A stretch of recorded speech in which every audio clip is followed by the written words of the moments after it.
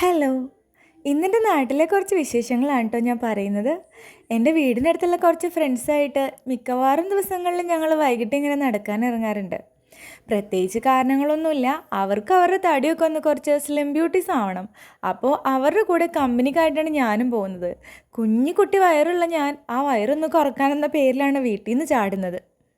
പോകുന്ന വഴിക്കാണെങ്കിൽ കണ്ടവൻ്റെ വീട്ടിലെ മാവിലും പ്ലാവിലും ഒക്കെ ആയിരിക്കും ഞങ്ങളുടെ കണ്ണ്.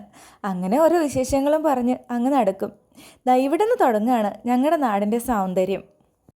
ഈ സ്ഥലത്തിൻ്റെ പേര് കല്ലഞ്ചേരി എന്നാണ് കേട്ടോ. മിക്കവാറും എല്ലാവരും തന്നെ കണ്ടിട്ടുള്ളൊരു സിനിമയാണ് കുമ്പളങ്ങി നൈറ്റ്സ്. ആ സിനിമയിലെ പ്രധാന സ്ഥലങ്ങളൊക്കെ ഇവിടെയൊക്കെ തന്നെ ഉള്ളതാണ്. ഏതാണ്ട് ഒരു 5 മണി 5:30 ആകുമ്പോഴാണ് ഞങ്ങൾ സാധാരണ ഇറങ്ങാറ്. റോഡിൻ്റെ രണ്ട് സൈഡിലും കായലാണേ. ആ കായലിൻ്റെ സൈഡിൽ നോക്കി സൂര്യാസ്തമയം കാണാൻ എന്ത് ഭംഗിയാണെന്നറിയാമോ. പുറത്തെവിടെയെങ്കിലുമൊക്കെ പോകുമ്പോൾ നമ്മൾ കുമ്പളങ്ങിക്കാരിയാണെന്ന് പറഞ്ഞാൽ എല്ലാവരും കളിയാക്കും. പക്ഷേ ഞങ്ങൾക്ക് ഞങ്ങളുടെ നാട് ശരിക്കും പ്രൗഡാണ് കേട്ടോ. കല്ലഞ്ചേരി ഒരു കംപ്ലീറ്റ്ലി ടൂറിസം മേഖലയാണ് കേട്ടോ. ഇതൊരു റിസോർട്ടാണ് ഇപ്പോൾ പുതുക്കി പണിതുകൊണ്ടിരിക്കുന്നത്. ഇവിടുന്ന് അങ്ങ് തുടങ്ങിയ അറ്റം വരെ റിസോർട്ടുകളുടെ പൂരം തന്നെയാണ്. ഈ വഴി ഇങ്ങനെ നടക്കുമ്പോൾ ചില സമയത്ത് നമ്മൾ നിറയെ വിദേശികളൊക്കെ കാണാറുണ്ട്. ഇവിടെയൊക്കെ സ്ഥിരമായിട്ട് എപ്പോഴും വിദേശികൾ വരുന്ന സ്ഥലമാണ് കേട്ടോ. ഈ സ്ഥലം കണ്ടതായിട്ട് ആരെങ്കിലും ഓർക്കുന്നുണ്ടോ? ഇവിടെയാണ് കുമ്പളങ്ങി നൈറ്റ്സ് സിനിമയിലെ നമ്മുടെ ബേബി മോള് ജോലി ചെയ്യുന്ന റിസോർട്ട്. വെക്കേഷൻ ടൈമിലും ന്യൂ ഇയറിൻ്റെ ടൈമിലും ഒക്കെ ഈ റിസോർട്ടൊക്കെ കംപ്ലീറ്റ് ബുക്കിംഗ് ആയിരിക്കും. മാത്രമല്ല മിക്കവാറും സാറ്റർഡേയും സൺഡേയും ഒക്കെ എന്തെങ്കിലും ഫങ്ഷൻസും അതിൻ്റെ തിരക്കുകളൊക്കെ ആയിരിക്കും. അകത്തേക്കൊക്കെ കാണാൻ നല്ല ഭംഗിയാണ് കേട്ടോ. മിക്കവാറും റിസോർട്ടുകളെല്ലാം തന്നെ വാട്ടർ ഫ്രണ്ടേജ് ആണ്. ഫിഷിങ്ങും കുക്കിങ്ങും ഒക്കെ അവൈലബിൾ ആയിട്ടുള്ള റിസോർട്ടുകളും ഉണ്ട്. വഴി കാണുന്ന പൂക്കളും ചെടികളും എല്ലാം പിടിച്ച് ഫോട്ടോയും റീൽസും ഒക്കെ എടുത്തിട്ടാണ് സുധ പോകുന്നത്. ഇങ്ങനെയൊക്കെ കണ്ടു കഴിഞ്ഞാൽ പിന്നെ ആർക്കാ അതൊക്കെ ചെയ്യാൻ തോന്നാത്തതല്ലേ. ഈ കാണുന്നതാണ് കല്ലഞ്ചേരിയിൽ തന്നെ ഏറ്റവും വലിയ റിസോർട്ട്, ഹക്കു റിസോർട്ട്. ഇന്ന് ഞങ്ങൾ അവിടെ ചെന്നപ്പോൾ അവിടെ ബുക്കിംഗ് ഉണ്ടായിരുന്നു. അതുകൊണ്ട് ഞങ്ങൾ ഉൾഭാഗത്തേക്കൊന്നും പോയില്ല. പക്ഷേ കുറച്ചൊക്കെ എനിക്ക് പറ്റുന്ന പോലെ ഞാൻ ഇതിനകത്ത് ഉൾപ്പെടുത്തിയിട്ടുണ്ട് വീഡിയോസ്. മറ്റു ഭാഗങ്ങളിലേക്കൊക്കെ ആളുകൾ ഉണ്ടായിരുന്നത് കൊണ്ട് അവരുടെ പ്രൈവസിയും നമ്മൾ മാനിക്കണമല്ലോ. ഇതിനകത്ത് കുറച്ചധികം പേർക്ക് തന്നെ താമസിക്കാനും പിന്നെ അത്യാവശ്യം വലിയൊരു ഫംഗ്ഷൻ നടത്താനുള്ള സൗകര്യമൊക്കെ ഉണ്ട്. പാർക്കിങ്ങും പ്ലേ ഗ്രൗണ്ടും ഒക്കെ ആയിട്ട് കുറച്ചധികം ഏരിയ ഉള്ളൊരു റിസോർട്ട് തന്നെയാണ് കേട്ടോ ഇത്. മെയിൻ ഗേറ്റ് കടന്ന് ഉള്ളിലേക്ക് ചെല്ലുമ്പോൾ ഒരു വലിയൊരു ഗ്ലോബ് വെച്ചിട്ടുണ്ട്. ഏതോ ഓടിപ്പോയി അത് സ്പിൻ ചെയ്തൊക്കെ നോക്കുന്നുണ്ടായിരുന്നു. അതിൻ്റെ തൊട്ട് പിന്നിലായിട്ട് ഹട്ടിൻ്റെ രൂപത്തിലുള്ള 2 ബിൽഡിങ്ങുകളും ഉണ്ട്. അതിനകത്തേക്ക് കയറിയ നല്ല അടിപൊളി വൈബാണ് കേട്ടോ.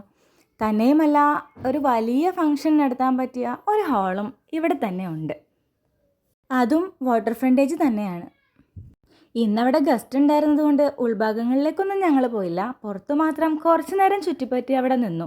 അവിടെ ഒരു കുളം ഉണ്ട് കേട്ടോ. അതിൽ കുറച്ച് മീനൊക്കെ ഉണ്ട്. പിന്നെ ഭംഗിയുള്ള കുറച്ച് രൂപങ്ങളൊക്കെ അവിടെ ഉണ്ടാക്കി വെച്ചിട്ടുണ്ട്. കുറച്ച് നേരം അതൊക്കെ കണ്ട് ആസ്വദിച്ച് ഞങ്ങളങ്ങനെ നിന്നു. നല്ലൊരു മഴ പെയ്ത് തോർന്ന കാലാവസ്ഥയായിരുന്നത് കൊണ്ട് നല്ല തണുപ്പും ഉണ്ടായിരുന്നു അവിടെ. പിന്നെ അവിടുന്ന് പതുക്കെ പുറത്തേക്ക് ഇറങ്ങിയപ്പോഴാണ് മതിലിന്മേലൊക്കെ വേറൊരു കാഴ്ച കാണുന്നത്. നമ്മുടെ നാടിൻ്റെ പഴയ കാലങ്ങൾ ഓർമ്മിപ്പിക്കാൻ വേണ്ടുന്ന കാര്യങ്ങളൊക്കെ ആ മതിലിൽ അവർ കൊത്തി വെച്ചിട്ടുണ്ട്. ഇതൊക്കെ കാണുമ്പോൾ സത്യത്തിൽ ഞാൻ ചെറുതായിരുന്ന സമയത്ത് കുമ്പളങ്ങിയാണ് ഓർമ്മ വരുന്നത്. അന്നൊക്കെ ഇവിടെ ഒരുപാട് പരമ്പരാഗതമായ കൈത്തൊഴിലുകളാണ് ഉണ്ടായിരുന്നത്. മടൽ തല്ലുന്നതും ഓല മടയുന്നതും പിന്നെ കയറ് പിരിക്കുന്നതും ഒരുപാട് കാര്യങ്ങൾ ആ മതിലിൽ തന്നെ കൊത്തിവെച്ചിട്ടുണ്ട്. പണ്ടത്തെ കുമ്പളങ്ങി എങ്ങനെയായിരുന്നോ അതാണ് അവിടെ നമുക്ക് കാണാൻ പറ്റുന്നത്. ഞങ്ങൾ യദുവിന് ഇതെല്ലാം പറഞ്ഞു കൊടുക്കുമായിരുന്നു കേട്ടോ. അപ്പോഴേക്കും സൂര്യൻ ഏതാണ്ട് അസ്തമിച്ച് പോവാറായിട്ടോ. പിന്നെ അവിടുന്ന് കുറച്ചും കൂടെ ഫ്രണ്ടിലേക്ക് നടക്കുമ്പോൾ ഹക്കോടെ തന്നെ ഒരു ഓപ്പൺ റെസ്റ്റോറൻറ്റും കൂടെ ഉണ്ട്. അതും ഇതുപോലെ തന്നെ പ്രകൃതിയോട് ചേർന്ന രീതിയിൽ തന്നെയാണ് അവർ ചെയ്തിട്ടുള്ളത്. പിന്നെ ഞങ്ങൾ റെസ്റ്റോറൻറ്റിലേക്ക് കയറിയില്ല കേട്ടോ. കയ്യിൽ കാശില്ലായിരുന്നു. ഒരു ചായ പോലും കുടിക്കാനുള്ള പൈസ ഞങ്ങൾ എടുത്തിട്ടില്ല. അതുകൊണ്ട് അതിനകത്തേക്കൊന്നും കയറാൻ പോയില്ല. പുറത്ത് നിന്ന് തന്നെ കുറേ കാഴ്ചകൾ നമുക്ക് കാണാൻ പറ്റും. അവിടെ കഥകളിയുടെ രൂപവും അങ്ങനെ പല പല ടൈപ്പിലുള്ള രൂപങ്ങളൊക്കെ ഉണ്ടാക്കി വെച്ചിട്ടുണ്ട്. അവിടെ നല്ല അടിപൊളി ഫുഡും കിട്ടും കേട്ടോ. രാവിലെ സമയങ്ങളിലൊന്നും റെസ്റ്റോറൻറ്റ് ഓപ്പൺ അല്ല കേട്ടോ. വൈകുന്നേരമാണ് റെസ്റ്റോറൻറ്റ് ഓപ്പൺ ചെയ്യുന്നത്. 4 മണി മുതൽ 10 മണി വരെ. അവിടെ നമ്പറും ഉണ്ടേ. പിന്നെ ഞങ്ങൾ നേരെ കടവിലേക്ക് നടന്നു. അപ്പോൾ അവിടെ നേരത്തെ കണ്ട 2 പോലീസുകാർ വന്ന് നിൽക്കുന്നുണ്ടായിരുന്നു. എന്തിനാണെന്നൊന്നും അറിയില്ല. ഇവിടെ വന്ന് സൂര്യാസ്തമയം കാണാൻ അടിപൊളിയാണ്. ഈ വൈബ് ശരിക്കും ആസ്വദിക്കേണ്ടത് തന്നെയാണ്.